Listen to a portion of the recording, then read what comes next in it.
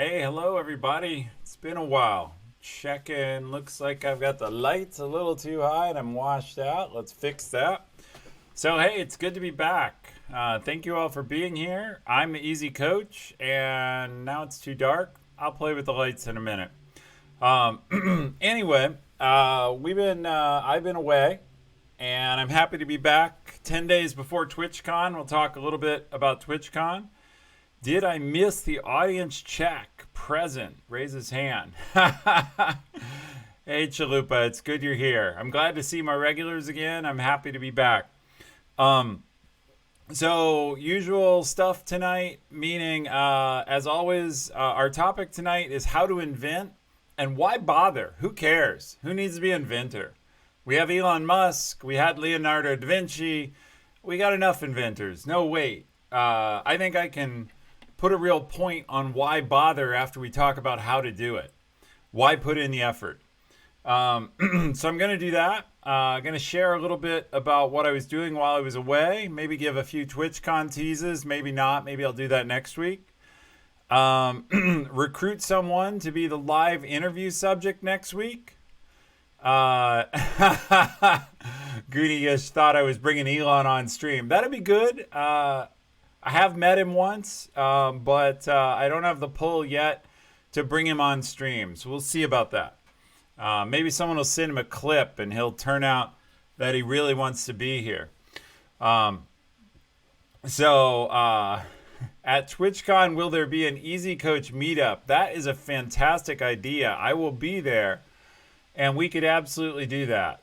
So I'll think about how to do that. I'll put it on Discord. The mods can throw up the Discord server link. But yeah, we should absolutely do that.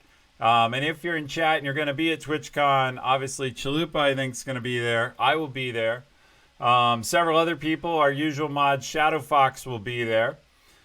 And so we should have we could have a meetup maybe Sunday. The con slows down on Sunday, and that would be a good time to do it. So let's see. Tonight's show might be a little informal, and there's a reason. I was on vacation last week. I went to Iceland, bucket list trip of a lifetime. Had a killer 9 non-stop days. And I just got back Sunday night, and I'm jet lagged. But to make it fun while we wait for the audience to come in, let's share some photos, just a couple. So let me see if I got this right. We'll swap some windows here because they're fun. This is the one I most want to show. So if you don't know, I always end up giving a history lesson. The word geyser comes from a place in Iceland where the geyser is actually named Geyser, only it's spelled with an I. So it's Geysir. But anyway, next to it's another geyser, and I was just playing around with my phone while we took pictures of it, and I happened to catch just incredible picture right as it started to erupt. So let me see if I can bring this up here real quick. Yeah, so I'll hop out of the way. So that's the geyser like getting ready to blow. Like this water should be flat, but as the steam starts to come up, it's just about to break the surface tension. It's pushing all the water up in a bubble. So that was like the lucky photo of the night. Now, I was there working hard on your behalf. I want you to know. So this is me. I'll see if I can blow it up a little. Contemplating what I'm going to stream and talk about next while watching one of the endless numbers of waterfalls there. So I was working on your behalf right there. And we took this shot to show that I was deeply contemplating what I wanted to say. And that's not all bullshit, actually. There's some stuff I want to say about Iceland later on. But all right. What else can I show here? Let's see. Get that to drop back down. Why are we not getting the other images? We'll do this one. So this is when we got to Iceland. Nothing wrong with that. They have beer. They have a beer, of course, named Viking. So that was fun. And what a way to arrive in the country, right? 2 Vikings. And then this is their idea of a waterfall. This is the best picture in some ways we got there. at least the one I enjoy the most. So that is the largest waterfall in Europe. And I am actually standing much too close to it.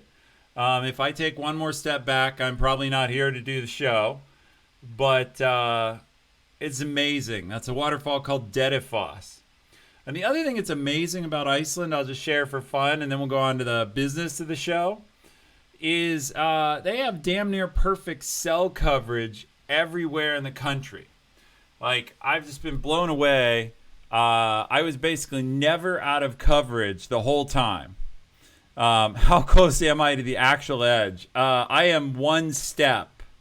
I take one good-sized stride out towards my hand, and, it's like 60 feet down into a churning maelstrom, followed by, my body being brought out downstream somewhere. So, yeah, that's exactly what it looks like. So anyway, the thing is, that waterfall is way out in the middle of nowhere. And yet perfect cell coverage. I sent this photo out the instant we took it. It's amazing. And so this is a country of 0 people. I'm sorry. It's actually a country of 325,000 people. But yet they somehow have perfect cell coverage everywhere. And in Seattle, I can't get a consistent signal half the time. So anyway, I'm not sure why that is, but it is. So that's some fun. I'll take those down. As always, you guys know how Q&A works. We should have the Q&A widget up. And tonight's topic is going to be invention. I'll jump into that. But if you want to ask questions, please put them in. The moderators will approve them. I need you guys in the audience to give me questions to work with and vote, because I need to know what you want to talk about. So why do I want to talk about invention? Well, maybe we'll start a little bit with why bother and then go into it more. Invention is our tool, right? It's what separates us from others, other animals, not only speech and opposable thumbs and stuff. How I expect to get out of in a giant waterfall maelstrom. Yeah. Anyway, the reason to invent is it's our way to improve the future. And my opinion is, one of the things I want to do here is share. We talk about the purpose of the Easy Coach is to help you all speed run your careers. And that's true. I want you to be very successful and to struggle less. And being a good inventor in any space will let you do that, because you'll come up with new solutions and presumably you'll be promoted and rewarded for that, and it will be a good part of your career. However, I also think it's important to solve human problems. And we'll talk more about that in a bit, but I hope that by sharing some of how to invent, you can actually improve the world. And the real win in a career, which I've had some that I've done well and some parts I haven't, is to be able to earn a fabulous living and do something you love that has meaning. And so I want to do both those things. So if you have questions about that, you can start putting them in. And let's see. Let's make sure the question widget's up. There we go. Viewer questions. So folks have questions about invention, but the first, put them in. Hey, Hephaestus, good to see you here. Welcome in. So I'm going to hit up, some of you have heard this before, but I'm going to hit up my recipe for invention because it's not complicated. Number one, to invent new things, you need to know your space. You need to be a reasonable expert in what it is you want to invent or improve. So I shared before as an example, I might have all kinds of desire to invent a new cancer medicine. But I know very little about cancer and very little about medicine. And so I'm not likely to be very successful without a long time training as a cancer medicine creator, right? As a pharmacologist, basically. So, or whatever the right pharmacologist word is. So you have to be an expert in your space, or at least reasonably well versed. Second, you have to put in some time. And this is where a lot of people fall down. They don't actually spend even half an hour a week alone by themselves thinking about a problem. And we're going to use an example tonight. And the example I thought I'd use is ideas to grow the Easy Coach channel. And all of you can participate. Because if you have ideas I'm not doing, particularly given relatively limited time, I'm always interested in your input. But the point is, I know the Twitch space fairly well. I know it as an employee very well. And as a streamer, I've learned a bunch of things, and we'll talk about that, but I'm not actually an expert streamer. I've been streaming for 6 months, not 10 years, like some of the most successful people on Twitch. But I know the space pretty well, so I feel like I have that covered, although I'm always learning. But invest time. This is a place I'm falling down right now. And specifically, if you want to invent new things or come up with new ideas, you need to put in some serious alone time or undistracted focus time thinking about it. And between my job and putting on the shows, I'm not doing that much thinking about how to improve the Easy Coach channel itself. I do a little bit each week, but if you want to be a successful inventor, a successful idea generator, you need to do more. And then the third part is you need to have some disruptive prompts. Hey, Diedrich, thanks for following. So you need to have something that shakes up your thinking, because at first when you sit down and think, you'll probably have lots of new ideas. But my new ideas for the Easy Coach came a year ago or 6 months ago. And so now pretty much a lot of my ideas have been implemented. So if I want to have a new idea of how to jump the Easy Coach forward to be something other than what it is, or bigger than what it is, or better for all of you, I need disruptive ideas. And I'll give you 2 ways to get those. One of them is I use a set of prompts. And it's something you can buy on Amazon. It's on my list, I think, of books. It's called the Creative Whack Pack. And it's a set of cards. And each card has something that will shake your mind up. So I'll go through a few cards I picked for tonight because I love them. So the first one is Ask Why. And I'll read it here in a minute, but I'll put it up there so you guys have a look at it. And Ask Why says, Leonardo da Vinci said, I roamed the countryside searching for answers to things I did not understand. Why shells exist on the top of mountains along with the imprints of plants usually found in the sea. Why thunder lasts longer than that which causes it. How circles of water form around the spot which has been struck by a stone. And how a bird suspends itself in the air. Questions like these engage my thought throughout my life. Now, of course, in Leonardo's time, all of those different physical and biological answers were unknown. A good scientist now, or even a decent, college graduate who had some science classes, can give pretty good answers for all of those today. But the point is, a good prompt, and I pick on Leonardo because he was a great inventor, is to ask why. So, for example, why do some of you come back and participate in chat and ask questions about invention, and why do many of you not? Like, something a lot of you may not know if you don't stream that I find fascinating. So on an average stream right now, the Easy Coach will end up with 40 to 50 average viewers, 30 to 50. So go invite your friends in because we're only at 20 right this second. But that will grow over the course of the hour while I talk, and we'll end up at 40 or 50, usually. But when I look at the stream stats after that, over 200 people will have come through the channel. And a few of them will be like the regulars who have to go home or have to go eat or have to go to bed or whatever drags them away. But most of them will be people come in, don't like it, and bounce, or whatever their reason is. They're looking for gaming and I'm not it. They're looking for someone talking about gaming and I'm not doing that right now.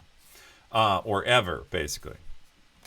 So ask why. Well, why don't more people stay? Or what could I do to appeal to that audience? That's a good prompt. I'll give you another one. Let's see.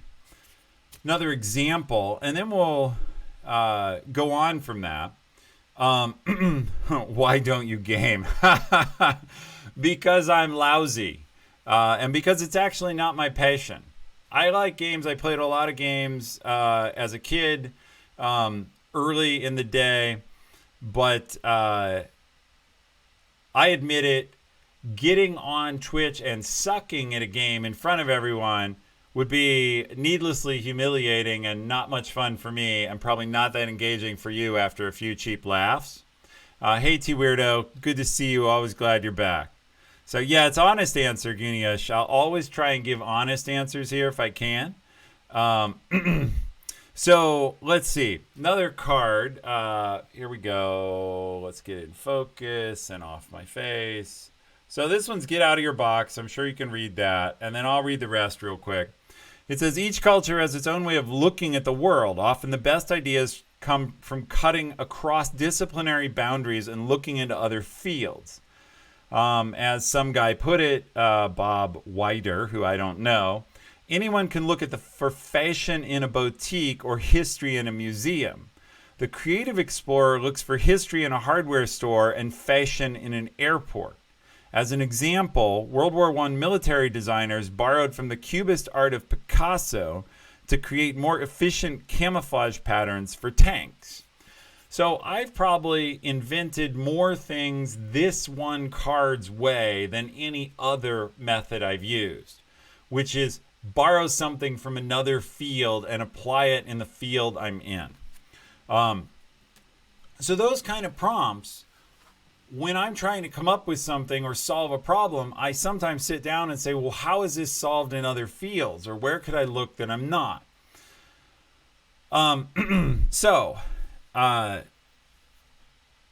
Coming backwards, I've shared this before, but I'll state it here again for the record. At this point, I've got something like 60 issued patents, over 100 patent applications.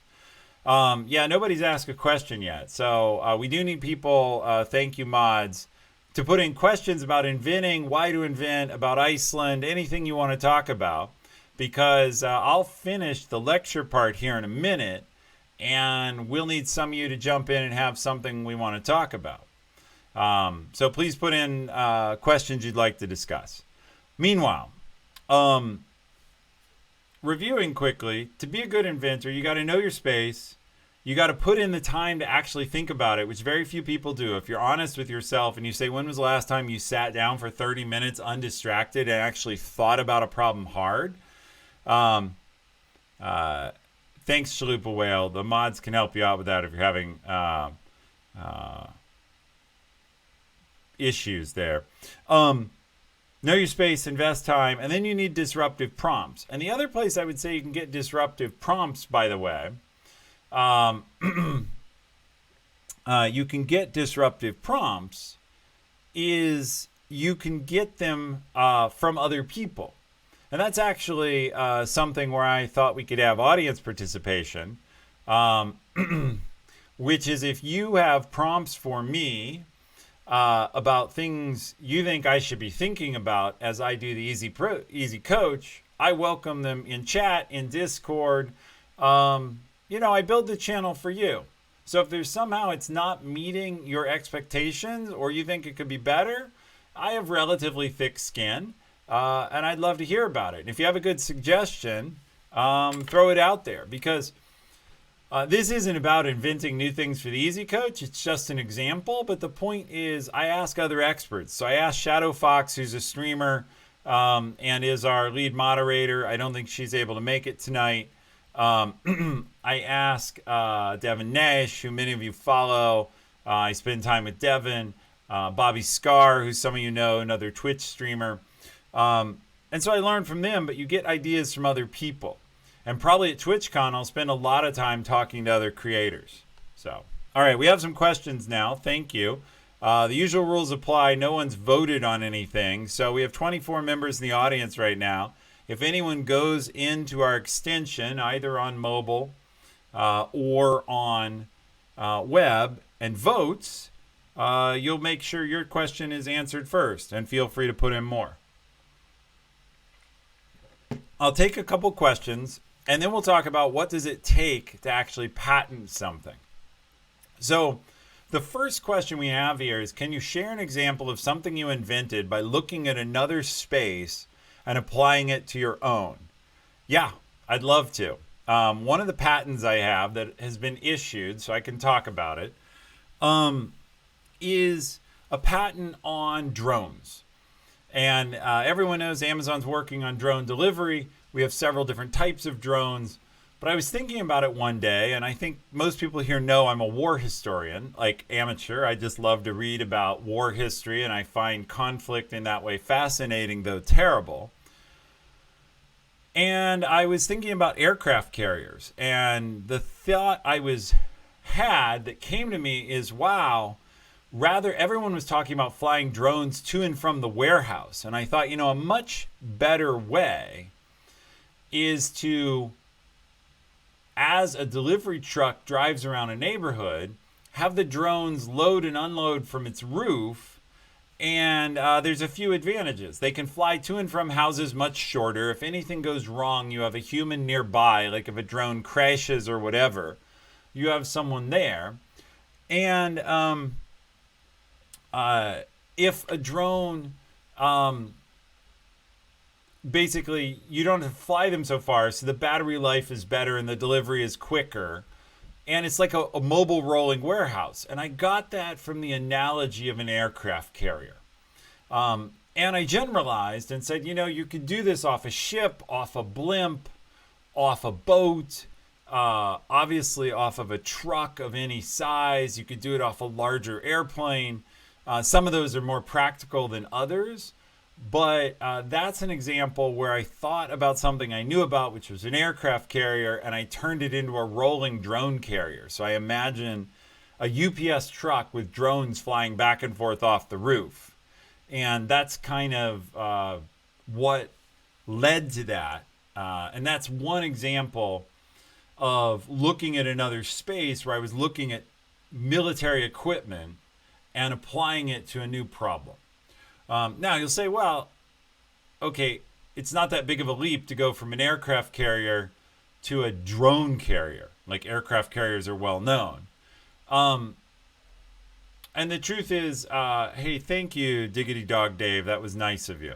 And I'm not sure why we've had some problems with extensions on mobile. We thought we had them all fixed, but if we're still having problems, you put the bug in Discord, so I'll have a look at that, Chalupa. Thank you. Anyway, it doesn't always have to be a huge dislocation. Like, I don't do this, what it say on the card, look for history in a hardware store or fashion in an airport. I thought about other flying things and how they get moved around, and that's what quickly led me to an aircraft carrier. You're only seeing old questions. That's weird. It's working fine for me. Kristen, try refreshing, and then we'll move on, though, because it's definitely working on web.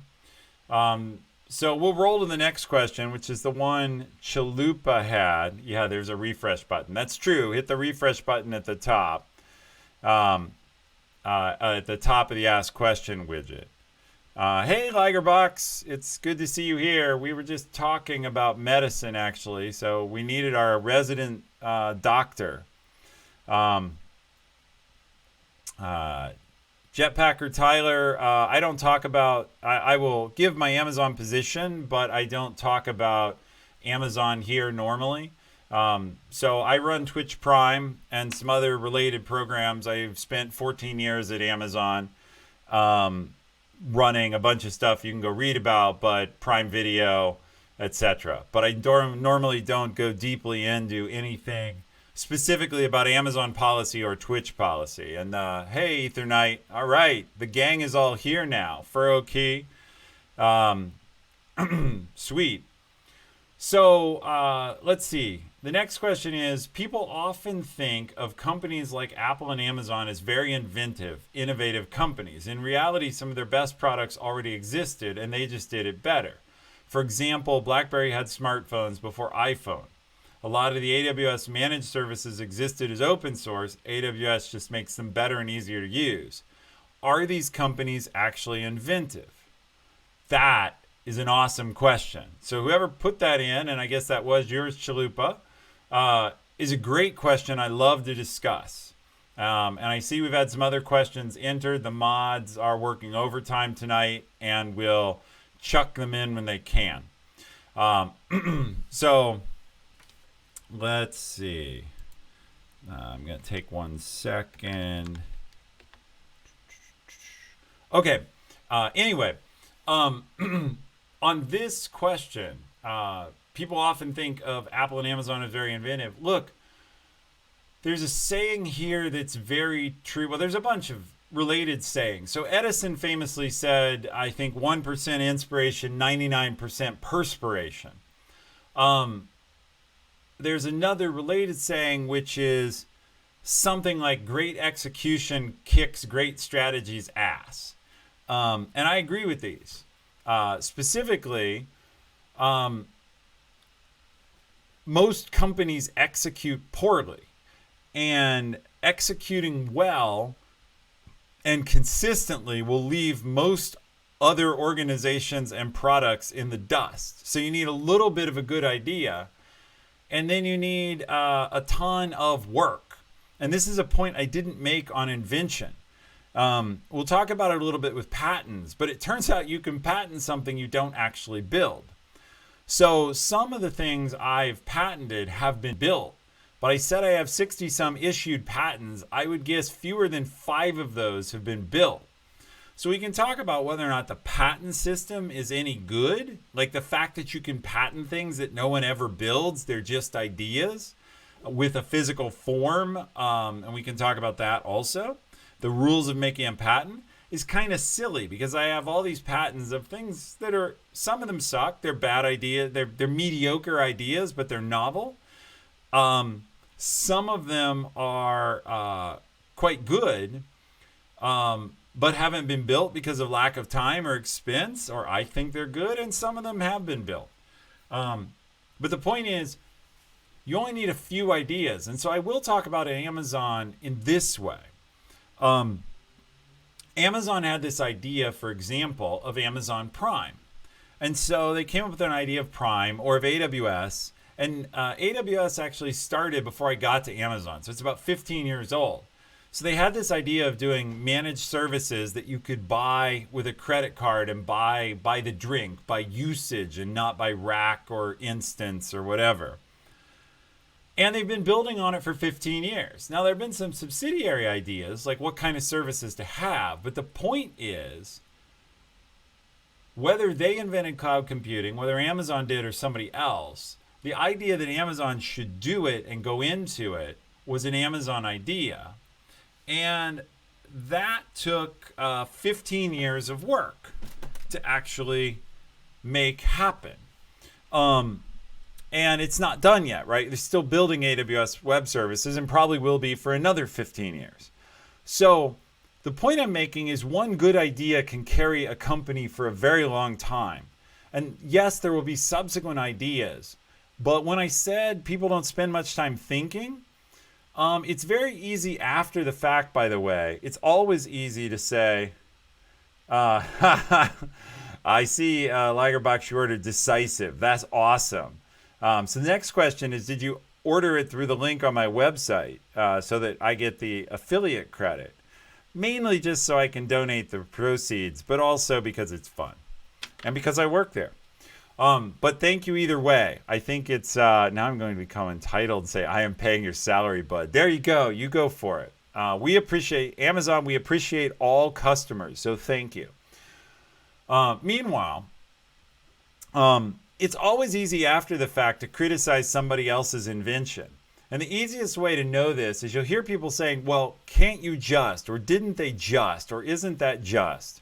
Like, you can reduce anybody else's invention to kind of an insult after the fact by saying, isn't it just? So like, if you're at all familiar with it, Amazon S3 is a big cloud storage system.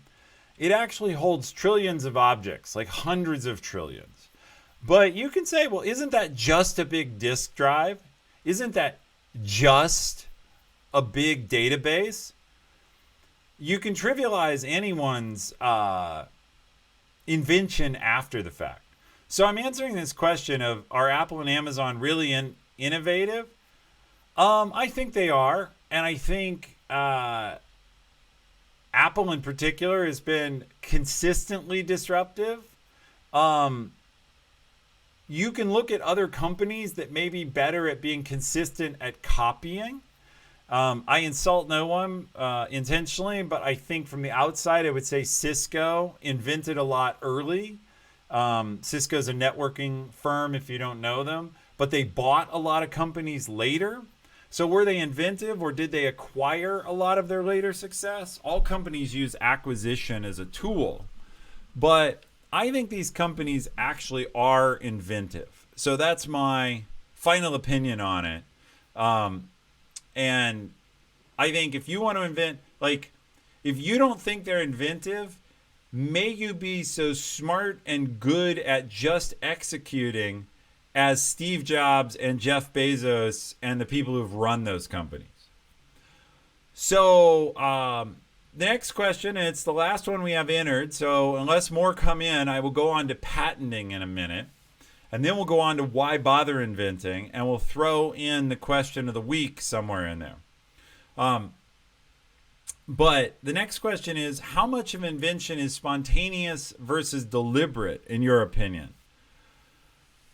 That's a great question. Necessity is the mother of invention, and sometimes the light bulb just goes off in the shower.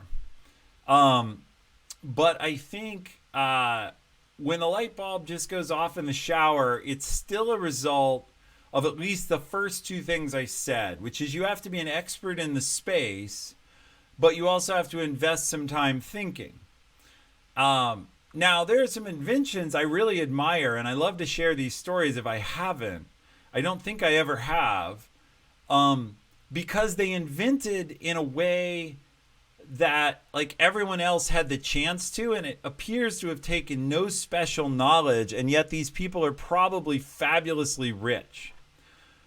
So my first example is if you've, and almost everyone will have seen this, if you've ever gone to a hotel or if you have one in your house, a curved shower bar so that the curtain is a little bit outside of the tub and gives you a little more space for your shower.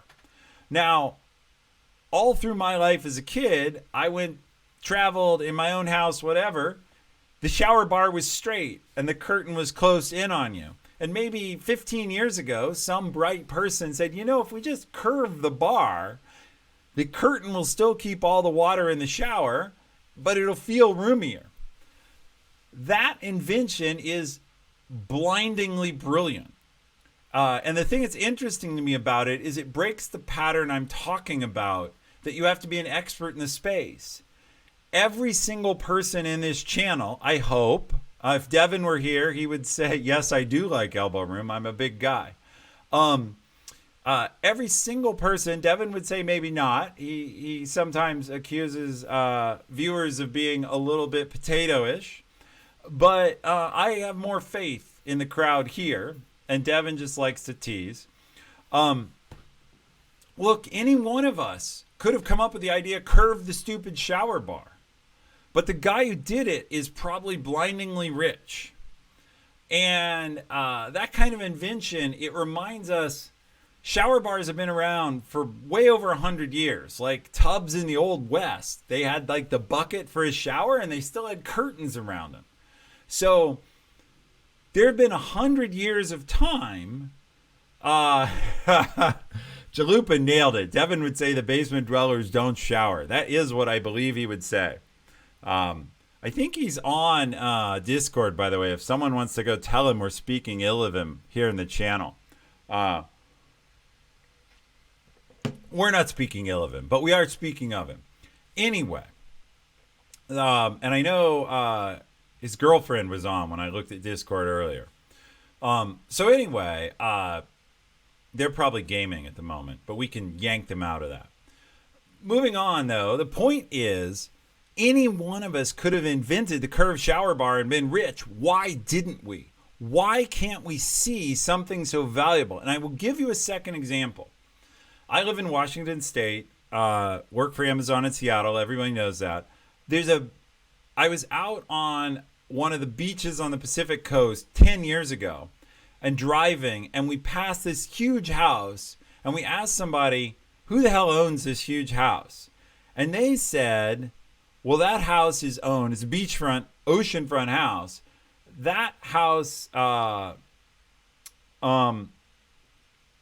is owned by the guy who decided that rather than trying to make like a pink strip on the Band-Aid that kind of matched some white people's skin, make the strips clear. And when you stick the Band-Aid to you, no matter what color you are, your skin will show through and the Band-Aid will be hidden and it will instantly match you.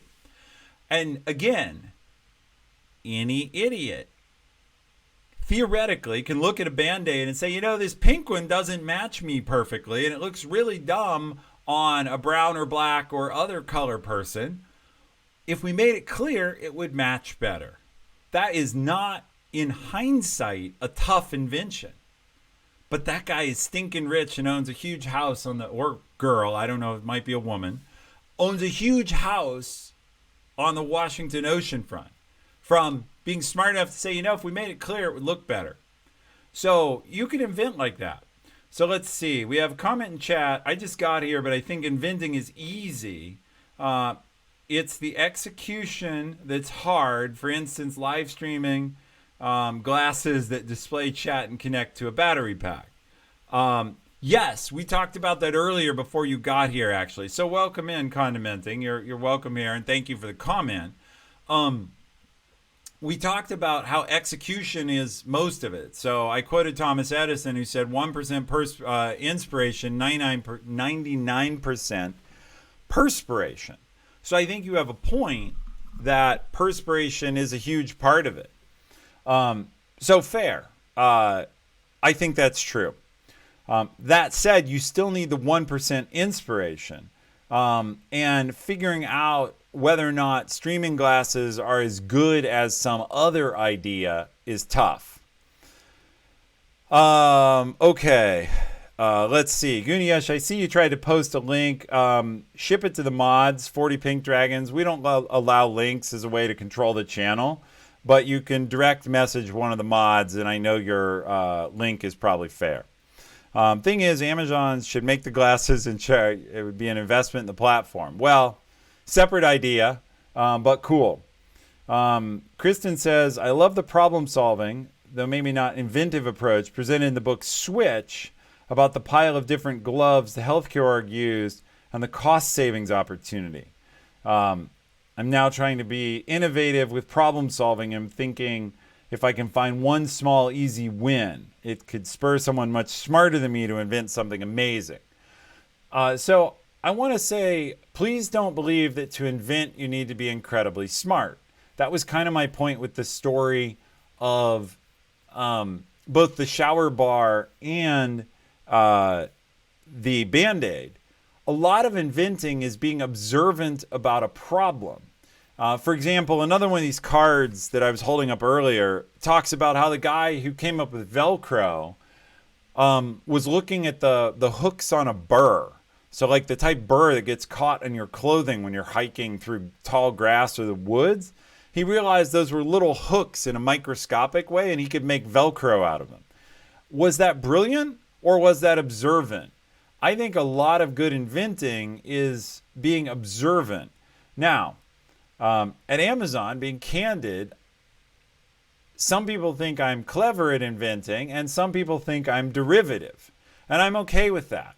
I don't know how to be incredibly insightful or to teach you how to do that. I'm trying to teach you how to invent things by being cleverly derivative and without shame. Okay, now we got a couple more good questions here. So we'll hit up the next one, which the mods will pop up in a second. But how do you evaluate the viability of an invention or patent from a business perspective? Woo, that one's tough. Let me think about what to say about that. So, of course, part of the problem with invention is people get turned down on an invention that turns out to be brilliant? I think I told this story on another broadcast, so I'll do a really short version, which is the woman who invented Spanx, Spanx, which are basically pantyhose without feet. A bunch of people told her it wouldn't work. And when she finally got somebody to build it, she's now, I think, the fastest woman or the youngest woman to be a self-made billionaire. So the point is, if it's truly disruptive, a lot of people will think you're crazy instead, and you may have to fight a lot to build it yourself. How do I evaluate? Well, customer feedback is one way. Trying to make a business model is a second way. How hard the idea is a third way. So earlier, Condimenting said, hey, we should build glasses, streaming glasses, and give them away. That sounds really hard. Building streaming glasses that display chat and connect to a battery pack is all possible but expensive. Doing it for next to nothing as an investment in a platform is expensive. And so I think doing both of those and making it all pay off is difficult.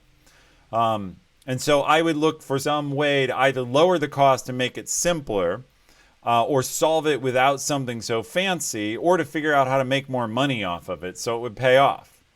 But I see you're still here, and I say you research and test. Yes. I can share. Thank you. I am Kibitz. I appreciate you with the compliment. So I think you're right. I can share one of Emmett Shear, who runs Twitch. He's the CEO. One of his guiding principles for the company is what he calls experiment to decide. And so when there's something that can be tested, we try and test it. And he's really strong on this as a principle, which is, and Bezos also, they basically say if it can be tested or measured, just do that. Don't insist on building it without knowing or building blindly. Try and test your way into it. So yes, I agree with that. Which books would you suggest to someone who aspires to be more inventive? Hey, Shadow Fox, welcome in. You're finally here. That's true. So we mentioned you earlier. Didn't know if you'd make it, but I appreciate Shadow's our main mod. And I'm sure Pink Dragons can use your help. She's been busy in your absence. But welcome to the stream. I hope you're doing well. I look forward to catching up with you at TwitchCon. TwitchCon prep has you crushed. There was a suggestion of doing an Easy Coach meetup. So we're going to figure that out probably for Sunday. Anyway, books. Let me pop them up. Or the book I recommend most on this. I have it ready to go. It's going to come up over my head. I'll move here. It's this book, and it's related to the cards I've been holding up. The cards are derivative of the book, but my whole invention process is borrowed from this book, which was written by a Stanford professor. He's got a really cool, memorable name, Roger von Ock, or Ock. I have no idea. I learned about this book a long time ago, and it taught me enough I've been able to apply it and be successful. There's lots of ways to invent. I think more about it is being well-read and on the search for new ideas. So anyway, maybe we could probably do a big meetup, because I'm sure Devin Nash is going down to TwitchCon. So we could have a mod meetup there too. Because 40 Pink Dragons will be there. So we may have an Easy Coach channel meetup. That would be fun. We'll figure out when. Anyway, for books, this is my one key recommendation. And it's a short, easy, fun read. So this is like light reading. A lot of the stuff I suggest, you actually have to put your brain into. This one, you can just page through and it's stories and easy. Earlier, Kristen said there's good examples of inventing in the book Switch. Switch is about making change or driving change, but invention is partly change. So what I would say is read. Get ideas into your head. Get good input into your head. All right, I'm going to take that down. And I'm going to talk for a minute about patents because I think I've run through the existing questions. But before we do patents, actually, let's have fun and do the question of the week. And so every week, window out of the way, every week, as you know, if you're a regular, and everybody else, I'll educate you real quick. We do a question of the week from Arthur Aaron's list of 36 relationship building questions. And it was about the point of how to network and how to build a relationship with anyone. And it comes down to sharing things that are appropriately personal and engaging people at a personal human level. And the questions get slightly more personal from 1 to 36. And we're now on number 8. And so question of the week. This one, you need to participate. Everyone in chat, I expect to participate, or at least a lot of people. We have 36 folks here now. Look, the question of the week is hard, and I can't participate this time because I can't see you. The question says, name 3 things you and your partner, so take me as the partner because you're normally asking the questions in a pair with someone you're working with. Name 3 things you and your partner appear to have in common. And the idea, of course, is to get people to think about their commonalities. Because if you're going through this with someone else and you actually were working through and naming 3 things that you and your partner appear to have in common, those 3 things make you think about your bond to that person and how you're similar. And some of you probably think you're nothing like me, but when you work through this, and put them in chat. Let's see, and Condimenting's got a book suggestion. I'll talk about that in a second. But I love it. I'd actually like to learn about you guys to see what you think you appear to have in common with me. I enjoy elbow rooms in the shower as well. In fact, I have a rounded shower bar in my apartment. Perfect. Thank you for that. So we have a glass shower wall, yeah. But I think in the kids' bathroom they have a straight one, so we've done nothing for them. Pink Dragon's love of travel, absolutely. We talked about Iceland earlier. I showed the Iceland photos. For those of you who weren't here, maybe we'll pop a few of those up at the end while you answer this question. I'll go do that just for fun. For those of you who didn't see them, this was... where is it? Why isn't it coming up? This was me at the biggest waterfall in Europe, in Iceland. It's called Dettifoss. This was me having Viking Lager and Pilsner, I believe. This was geyser, one of the geysers as it started to erupt. And this was me thinking hard about these topics for this week. So it was a great trip. All right. What else we got? All right. We got a bunch of stuff now. My favorite sales book, which is also Persuasion by Robert Cialdini. I've heard of him. My favorite book by Originals, How Nonconformists Move the World, has a those sound really interesting. Condimenting, I've never seen you comment before, but you fit this channel really well. The fact you read so much and have read a bunch of stuff on topic, if you hang around, I think you could become a great regular here because you obviously have a lot of insight or interest in the same topics.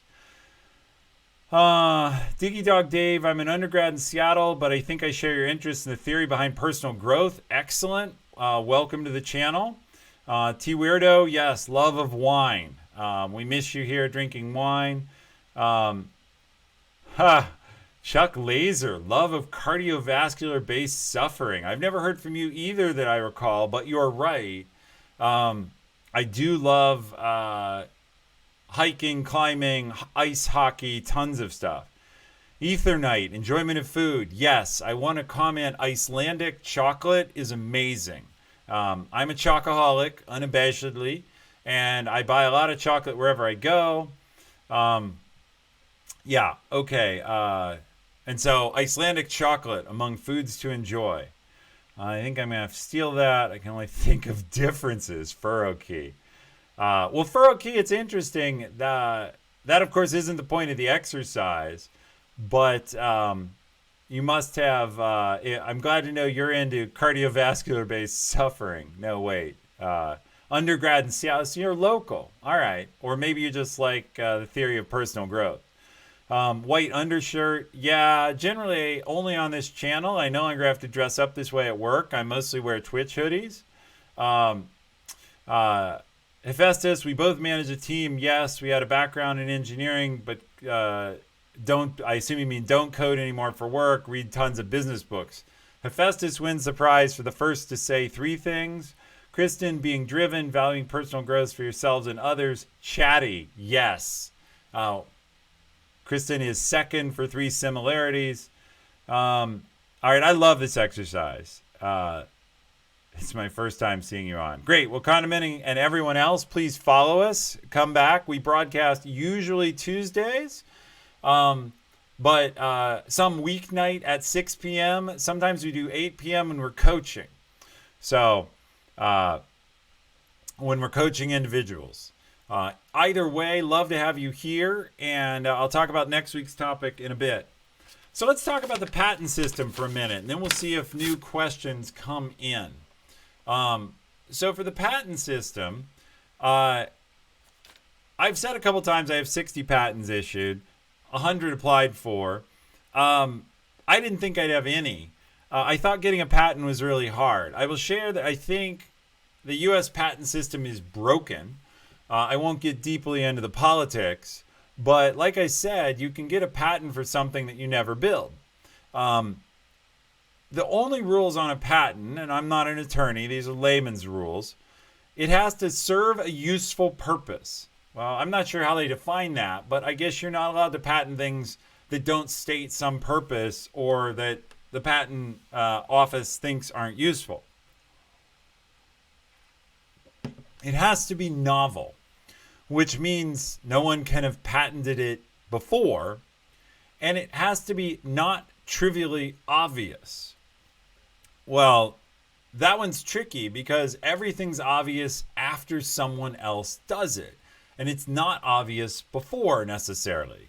So pretty much at this point, that one no longer applies. Anything people try and patent is probably pretty complicated because everything else has been patented. Although you could probably have patented bending the shower bar or putting clear strips on a Band-Aid. Why do I think the patent process is broken?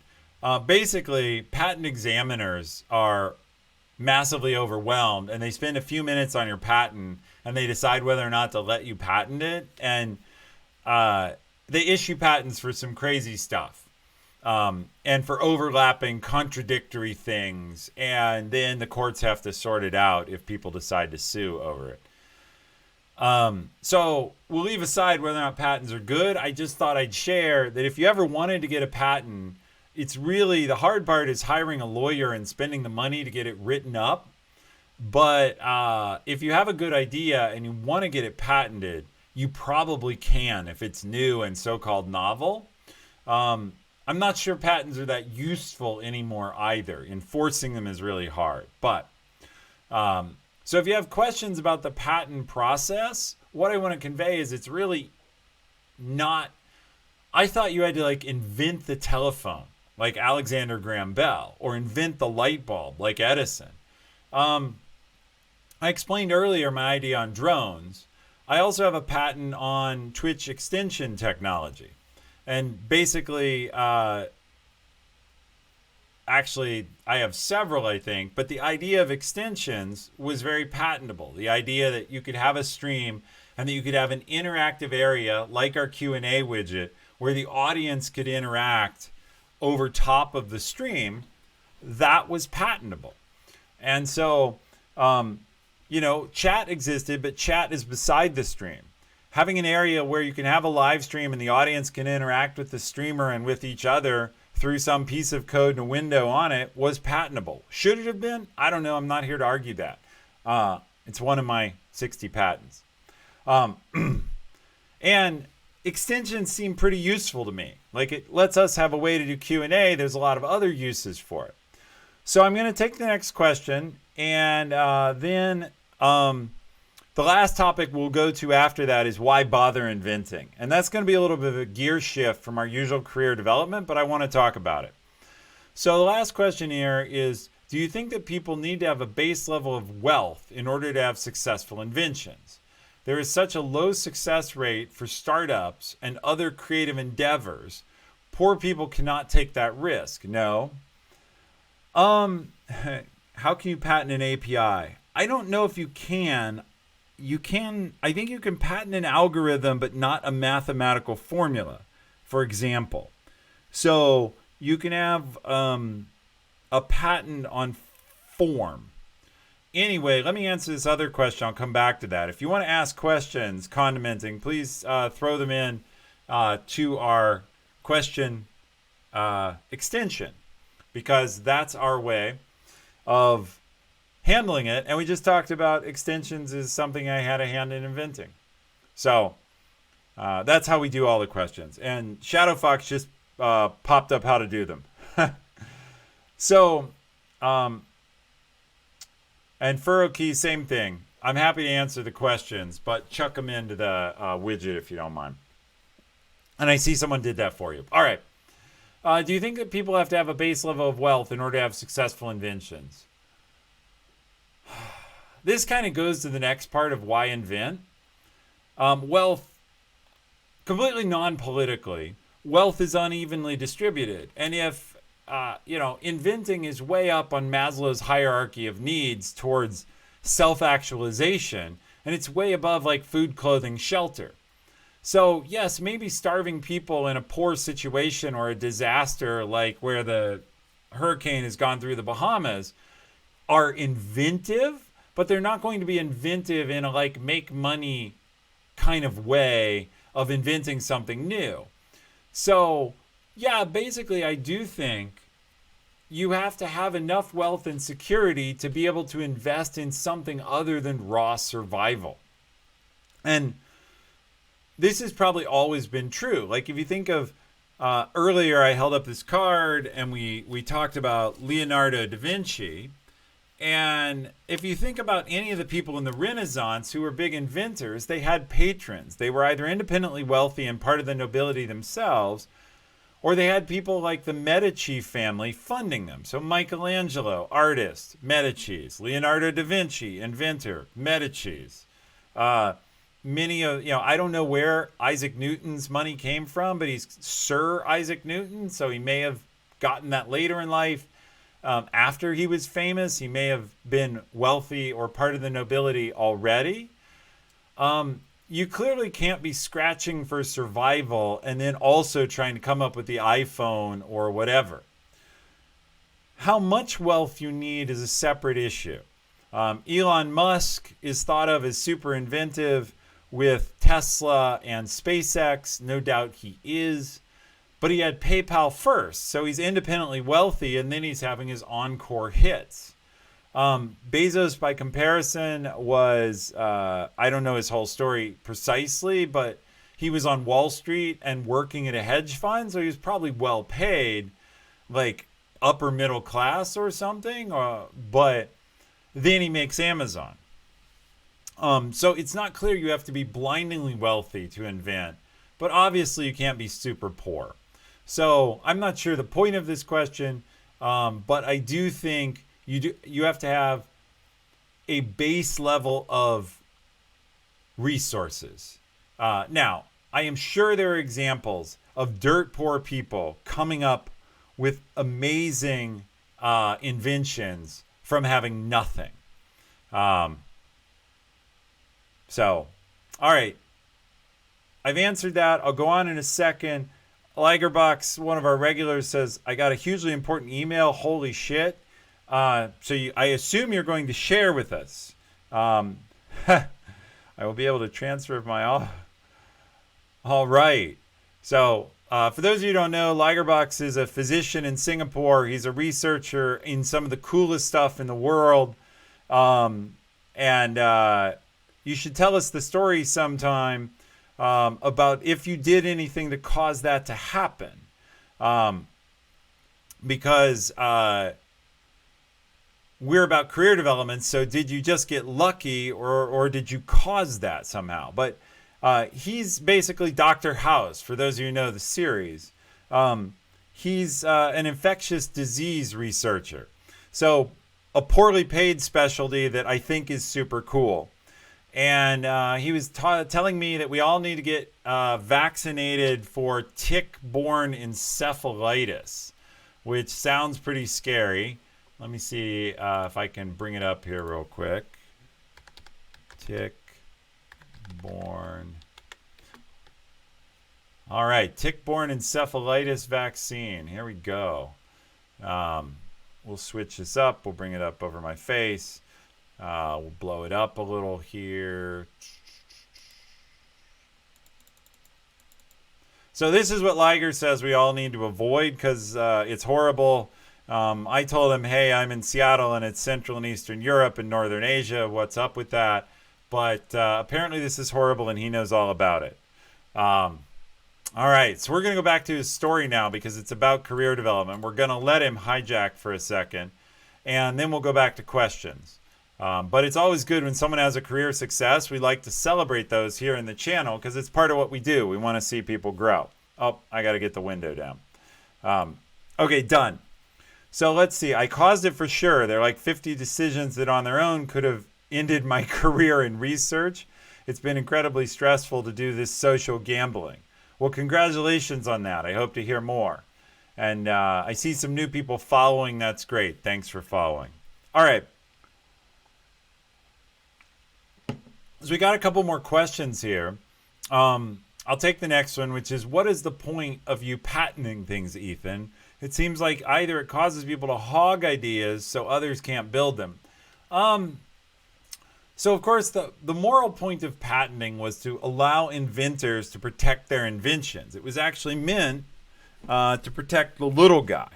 So the idea was, if you actually invest in research and advance the world by inventing something, you should have a chance to profit from that. This was in a day before large corporations. And that's why I said the patent system, in my mind, has some deep flaws we should look at. It's like copyright. Copyright was meant to protect authors and allow authors to reap the benefits of their work. But Disney, I believe it's Disney, has lobbied to have copyright extended and extended so that Mickey Mouse will never come out of copyright and into the public domain. And the Constitution only says that, like, copyright is supposed to be, or it may not be constitutional, it may be some other part of our law, but basically says it's only supposed to be for a limited period of time. Well, Disney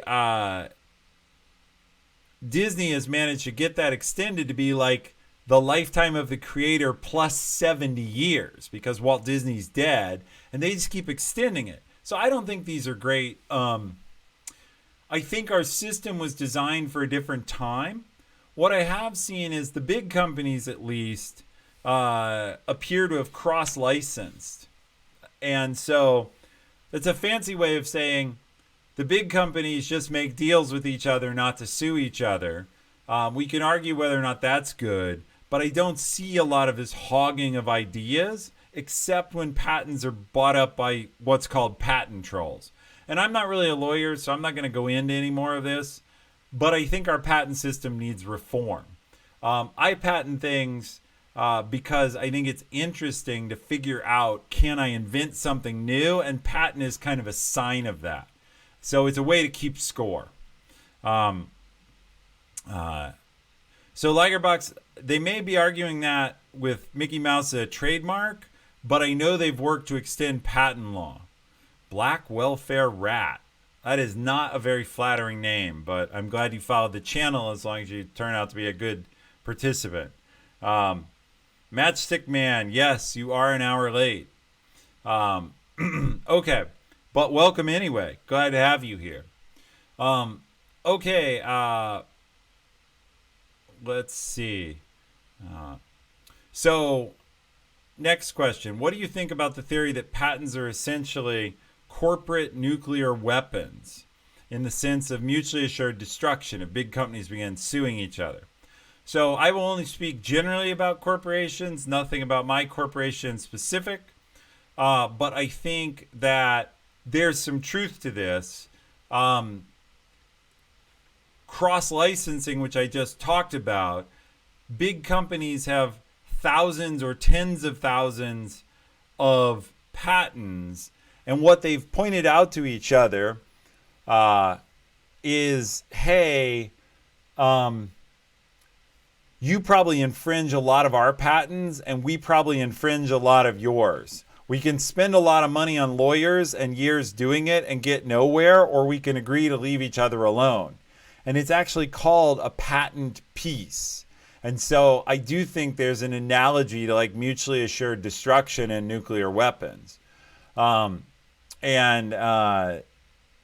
why I say I think the system may need some reform. It's kind of weird. Like, that is not the original intent, but the world moved. So, yes, and it says most people will probably die before they get a chance to use any new copyright work created. And bringing all the big companies down will just, it's called the Fortune 500. If you eliminate the existing 500, the next 500 will then be the Fortune 500. So, not the topic of the channel. We'll move on, but good luck with that. So, let's see. Next question. For the base level of wealth thing, I ask this thinking of middle class as a relative poor, whereas affluent capital owners and their children can do with a better risk reward. I don't know. Probably. Look,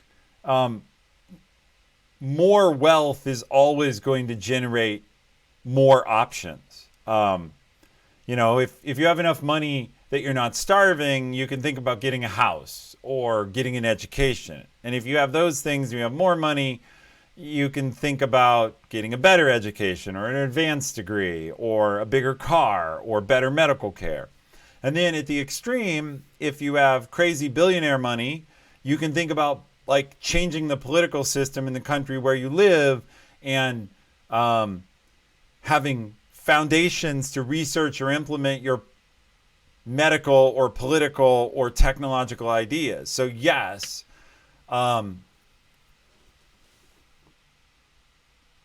it's hard to imagine a world where having more access to resources doesn't generate advantage. I think, though, you can still invent once you're not starving. Like once you sort of have food, clothing, shelter. Actually, I think invention is one of the few disruptive ways where a brilliant idea can lift you out of it. And I told the story of the woman who invented Spanx. She was doing something like selling faxes. I think she was a fax machine saleswoman when she came up with the idea, and now she's a billionaire. So I think you can invent your way out of stuff. She was certainly middle class. Like if you read her story, I think she was a pretty successful fax salesperson. But that was not generating like mad buy a yacht money. And now she has mad buy a fleet of yachts money. All right, cool. Last topic I want to talk about, because we've been at it a little over an hour and it's great audience. I want to talk about why bother. And this is a little bit of a gear shift. And I'm going to pop up pictures again real quick. So I'm going to go a bit environmentalism on everyone. I think people here know that I work on the Washington Trails Association. And one of the things I do is I try and promote proceeds from this channel when people support it, which I don't ask for. It's all meant to be free. But if you choose to, you're always welcome to subscribe or to use bits or to buy books from the list on my website, and that stuff goes to the Washington Trails Association, which is one of my passion areas. But popping up this picture real quick, the source of this giant waterfall is the largest glacier in Iceland, and it's melting and gets smaller every year, like a lot of other glaciers. Thank you, Matchstick Man, for the tier 1 sub. Very much appreciate that, and welcome in. So that's basically Iceland melting. So Iceland at some point is going to become, wetland, not Iceland. And then it may become dry land. And I'm not here to say you all have to be environmentalists, but the point of inventing is we need to fix some things in the world. And you can pick what you think we need to fix. We have lots of problems. We have poverty, we have racism, sexism, environmental damage, war. Can I get you to pronounce the name of the volcano that erupted? We've talked about that a bunch. I'll come back to that in a second. Yeah. Pink Dragon says, a lot of people call it E15 because it's E in 15 letters. So they have pronunciation guides. Yeah, we need to fix lack of parking space. Another problem. And Mullet Boy 3000, good to see a new commentator here. Bottom line is, the point of inventing, the reason I wanted to talk about this tonight, is it will help your career. It will help you be seen as someone who's smart, frankly, whether you are just clever and observant or truly brilliant. You will be seen as brilliant. It will help you solve problems and have impact. But you can also help the world. The world has a lot of problems, and we have to be clever and invent our way out of some of them. And so I think a reason to get good at inventing and good at problem solving is the world has tons of problems. So I want you to speed run your career and make a lot of money so you have the wealth that we've discussed in the previous question. And that's cool. I want, if you can be Elon Musk and you can earn billions, or you can be Bezos and earn billions, or pick your favorite billionaire or your favorite millionaire, please do that. But then once you have the money, maybe you can use it to do some good and you don't have to wait. And I want to talk about this because I think the world has tons of problems. And I think the people in this channel, one of the reasons I'm glad you're here and I try to help and try to grow your career, is ultimately it's going to be up to us to fix some of those problems. Because going back to the earlier thread we had, which you guys brought up, and I hadn't prompted this, people who are starving or who are displaced by war or who are oppressed by racism and sexism, and pick your favorite ism, they're not going to be able to concentrate on fixing problems. They're concentrating on surviving or making sure their kids are fed or making sure no one shoots them or hauls them off to a camp. And I'm not going to get into specific politics. Just turn on the news for how many countries and locations around the world currently have disruptions, where disruption is a euphemism for obvious active oppression. So what's the point here? We need to, the people in this channel and people that you know and people like it are part of the solution. And my attempt at that, I'll just share with you honestly, my invention, such as it is the Easy Coach channel. I thought, what can I do? I work with Washington Trails, and no one's here. We haven't done the hidden object on the shelf behind me. I'll grab that in a second. I do more than this, and I'll talk about it in a minute. But one of the things I do besides working with Washington Trails is I thought, I will start Easy Coach and I will try to share what I know and create better leaders who can change more things, who can help the rest of the world. It's like a pay it forward. And that's my contribution because I know Twitch and I know how to coach and I know how to grow people's careers. But now I'm challenging the rest of you, do that in some part of your life. How are you going to pay forward the opportunity you have? All right, let's see. Couple comments here. Condimenting, someone needs to invent a better bidet. That would be awesome. I do think bidets are really useful, and I don't know why we didn't adopt them in the US. There's a lot of things that get used in Europe and elsewhere in the world that we don't have. Furrow Key, I actually applied one of the things you talked about. Ask your supervisor what you can do to make their job easier. I did that using basically the same wording. Soon after taking on some more responsibilities, I got a meeting discussing options for growth at the company. Thanks a bunch. That is fantastic. That's exactly what I want. Nailed it. And thank you for sharing that here and verifying that that advice worked for you, because it works for almost everyone. I challenge people all the time. Right now I have 200 employees, not that many, 175. I've had up to 800. My teams get bigger and smaller. Look, if you leave aside my direct reports who occasionally ask me how they can help me or what they can do to really contribute, no one comes into my office and asks that. It's very rare, and you will stand out if you do that. And so few, I say this all the time, the people who are watching this channel are already ahead of everyone else. And if you actually put any of the advice, it's a very low bar. If you actually put any of the advice into practice, you will probably leap forward in your career, because most of your competition does nothing. Hey, Chalupa Whale, that was awesome of you to gift Furrow Key. And you also are the biggest gift giver in the channel. I love it. And I appreciate you very much for doing that. He's given 11 gifts over the history. And I love the fact that there's a core community that's here every week. Thank you all. I do encourage you to bring others in, because I want to expand the reach of the Easy Coach over time to help more people.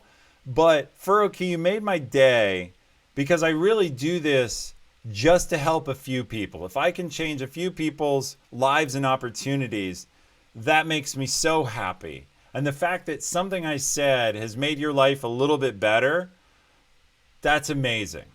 And I'm really glad that happened for you. So let's talk about helping. Let me go grab the object of the day. It's, let's see, I have trouble pointing by me. It's this sign. I'll bring it up front.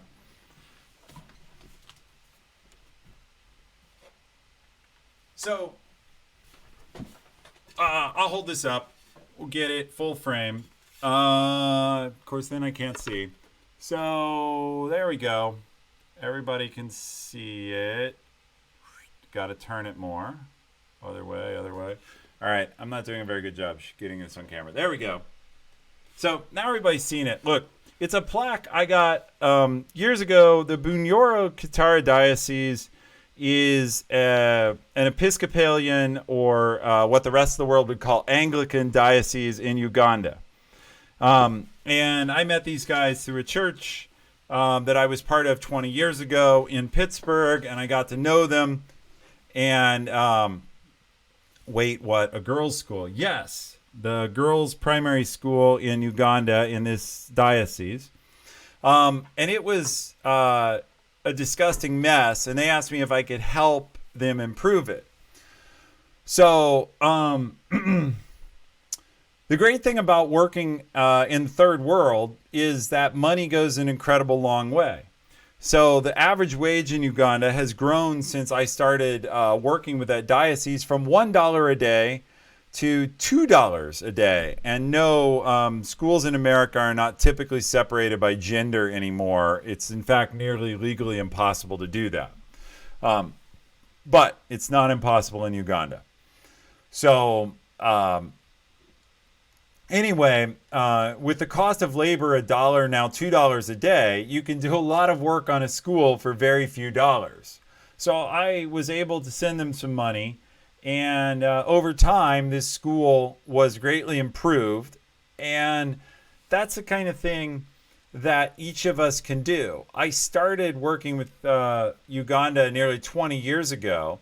And over time, I've had impact on a number of things there.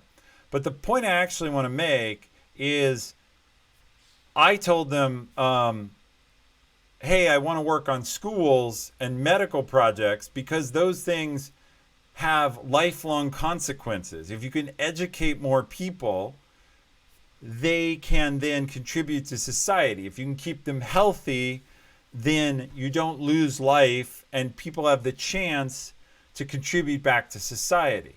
Well, the point I wanted to make here is tied to everything else. It's how you can pay things forward, and it doesn't have to be hard or big. I began working in Uganda by sending $50 a month to support a project. Over time, yes, as vice president at Amazon, I have more means. I've been able to do more, but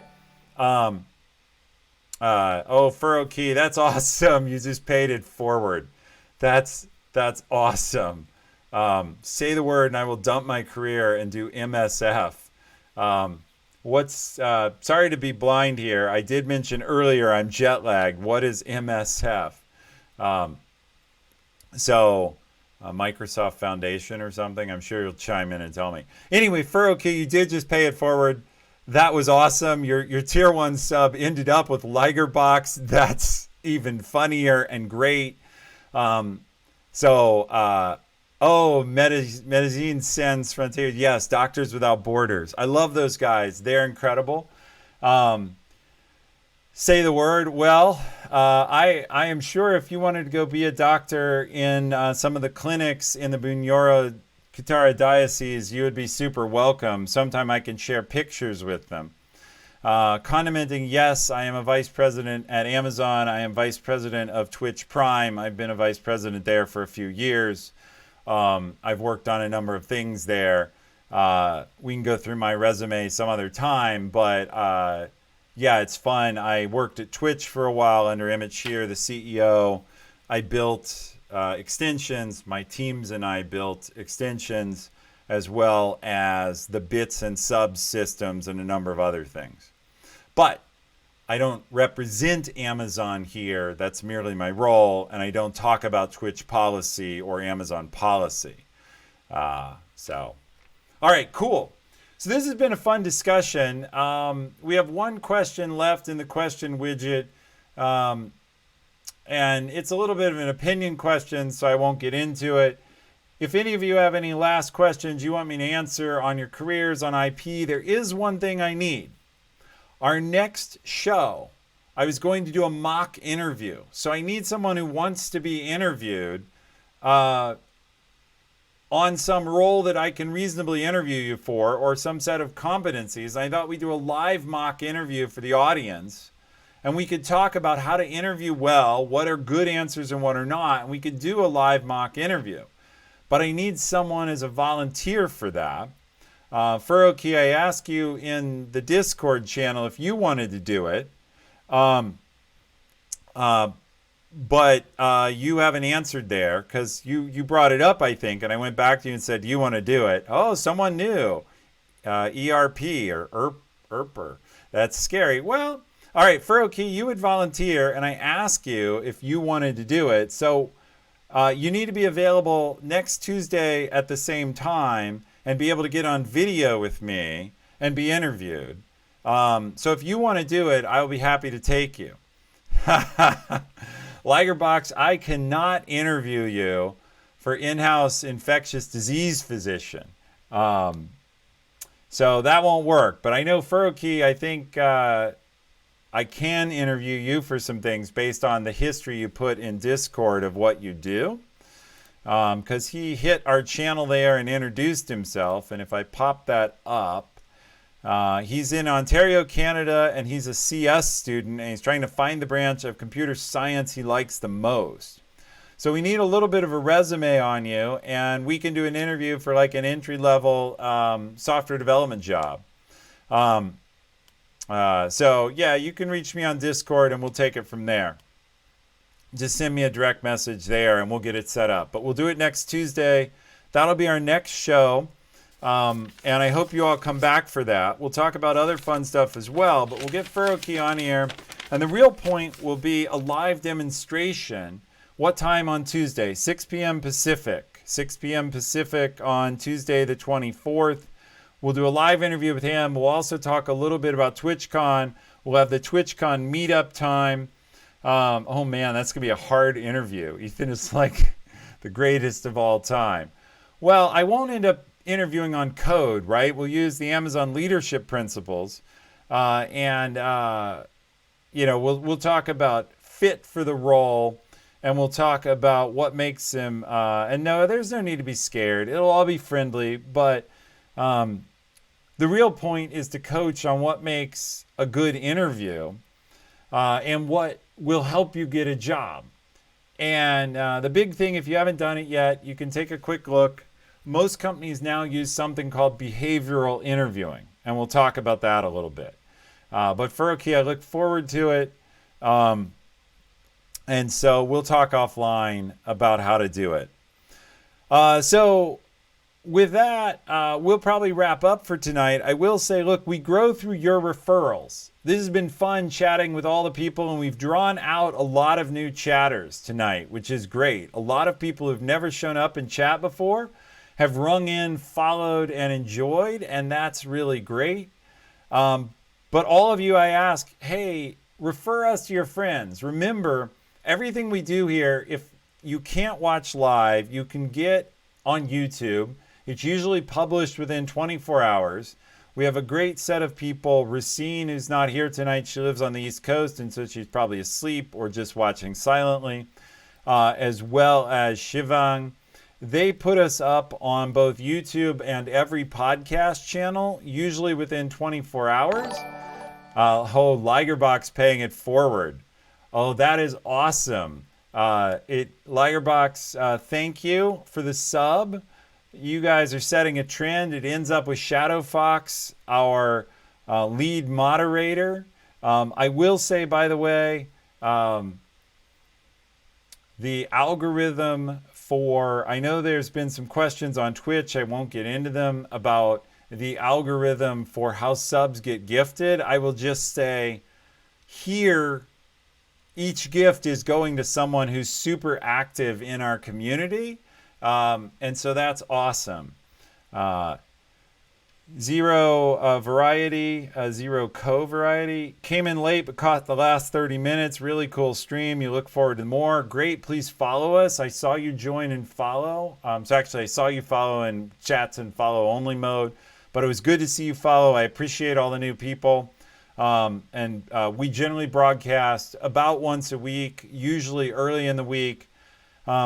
We have some more cool shows planned. I'm going to do a live co-stream, not yet scheduled, but soon with Devin Nash. This will be fun. I'll tease it here. A stream that we've talked about is going over the standard personality tests, the DISC test, Strength Finder,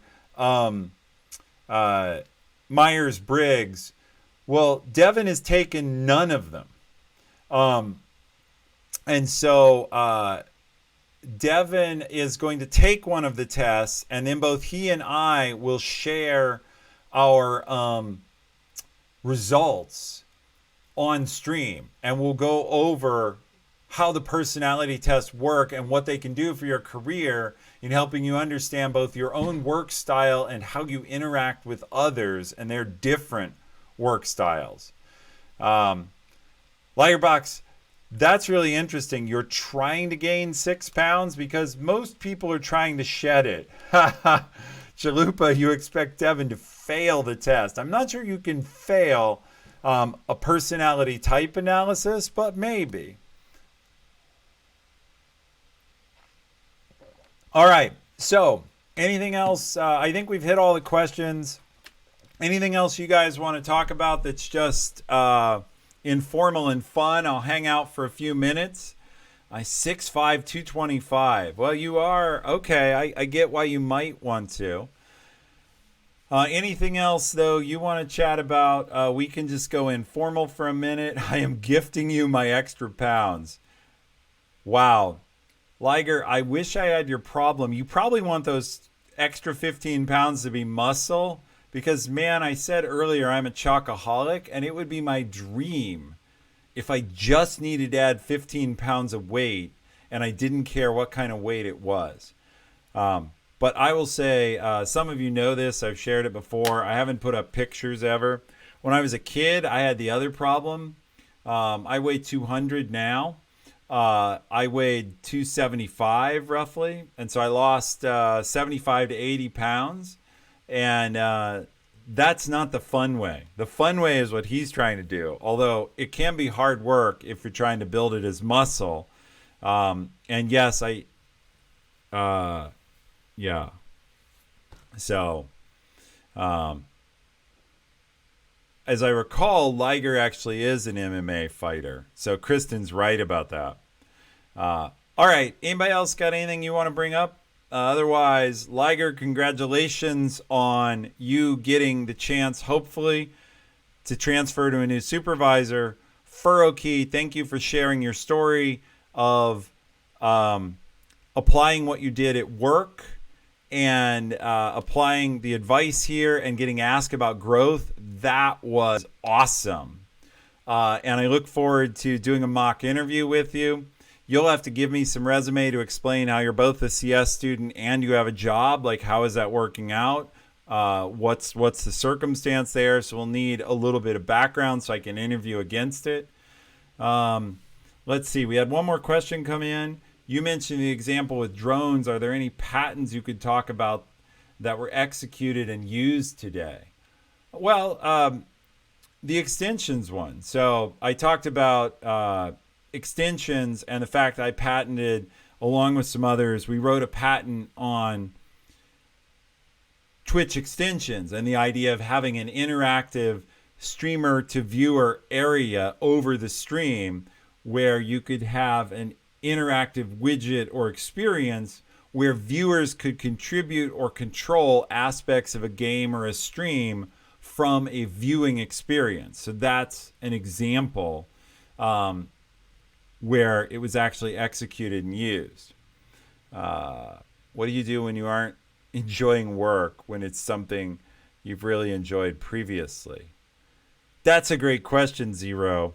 So we'll wrap up on that because it's kind of a fun one. Boy.